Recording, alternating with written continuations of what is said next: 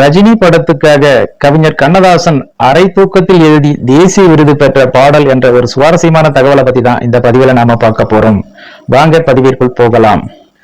இயக்குனர் சிகரம் கே பாலச்சந்தர் இயக்கிய அபூர்வ ராகங்கள் என்ற திரைப்படத்தை யாரும் அவ்வளவு எளிதில் மறந்துவிட முடியாது. ஏனென்றால் அந்த திரைப்படத்தில் தான் சூப்பர் ஸ்டார் ரஜினிகாந்த் அவர்கள் அறிமுகமானார்.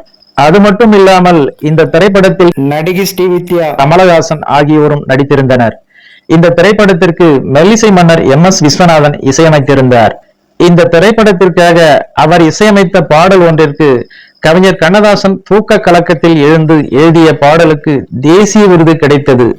அது என்ன பாடல் என்றால், அபூர்வ ராகங்கள் என்ற திரைப்படத்தின் ஷூட்டிங் ஸ்பாட்டில் பாடலுக்கான கலந்துரையாடல் நடைபெற்ற போது மெல்லிசை மன்னர் MS விஸ்வநாதனும் இயக்குனர் கே பாலச்சந்தரும் பேசிக் கொண்டிருந்தார்களாம்.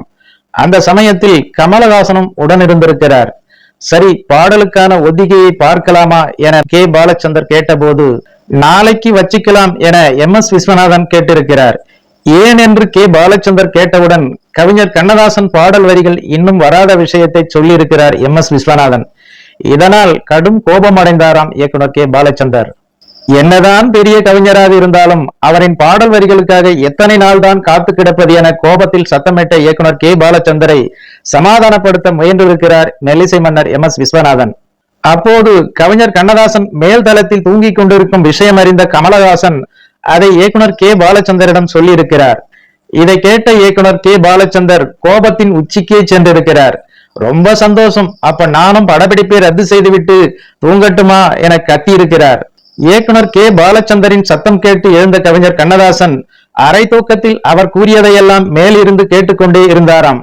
கே பாலச்சந்தரை சமாதானப்படுத்த முடியாததால் MS விஸ்வநாதன் அங்கிருந்து சென்றுவிட 1 மணி நேரம் கடந்த பின்னர் போய் அவர் எழுந்துட்டாரான்னு பாரையா என ஒருவரை அனுப்பியிருக்கிறார் கே பாலச்சந்தர். அந்த நபர் மேலே சென்று பார்த்தபோது கவிஞர் கண்ணதாசன் அங்கு இல்லை. இதனால் அதிர்ச்சியடைந்த இயக்குனர் கே பாலச்சந்தர் கவிஞர் எங்கே என உதவியாளரிடம் கேட்க அவர் பாடலை எழுதி கொடுத்து விட்டு சென்று விட்டதாக சொல்லியிருக்கிறார். கண்ணதாசன் எப்போது சென்றார் என்று யாருமே பார்க்கவில்லை. உடனே அந்த பேப்பரை எடுத்துக்கொண்டு வந்து இயக்குனர் கே பாலச்சந்தரிடம் கொடுத்திருக்கிறார் அவரின் உதவியாளர். என்னத்தை எழுதியிருக்க போறார் என வேண்டா வெறுப்பாக அந்த வரிகளை வாசிக்க தொடங்கிய இயக்குனர் கே பாலச்சந்தருக்கு அப்போதுதான் காத்திருந்தது ஆச்சரியம். அந்த பேப்பரில் கவிதையாக படர்ந்திருந்த கவிஞர் கண்ணதாசனின் வரிகளை பார்த்து வாயடைத்து போனாராம் இயக்குனர் கே பாலச்சந்தர். ஏனென்றால் அதில் 7 வகையான பாடல்களை எழுதி வைத்திருந்தாராம் கவிஞர் கண்ணதாசன். அதில் எதை எடுப்பது எதை விடுவது என தெரியாமல் திக்குமுக்காடி இருக்கிறார் இயக்குனர் கே பாலச்சந்தர். அப்படி கவியரசர் கண்ணதாசன் எழுதிய 7 பாடல்களில் ஒன்றுதான் அபூர்வ ராகங்கள் என்ற திரைப்படத்தில் இடம்பெற்ற 7 சுரங்களுக்குள் எத்தனை பாடல்கள் என்ற பாடல். இந்த பாடலை மெல்லிசை மன்னர் MS விஸ்வநாதன் இசையமைக்க பாடகி வாணி ஜெயராம் பாடியிருந்தார். இப்படி கவியரசு கண்ணதாசன் தூக்க கலக்கத்தில் எழுதிய இந்த பாடல்தான் பட்டி தொட்டி எங்கும் பட்டையை கிளப்பியதோடு தேசிய விருதையும் வென்றது. இந்த பாடலை பாடிய வாணி ஜெயராம் சிறந்த பாடகிக்கான தேசிய விருதை வென்றார் என்பது குறிப்பிடத்தக்கது.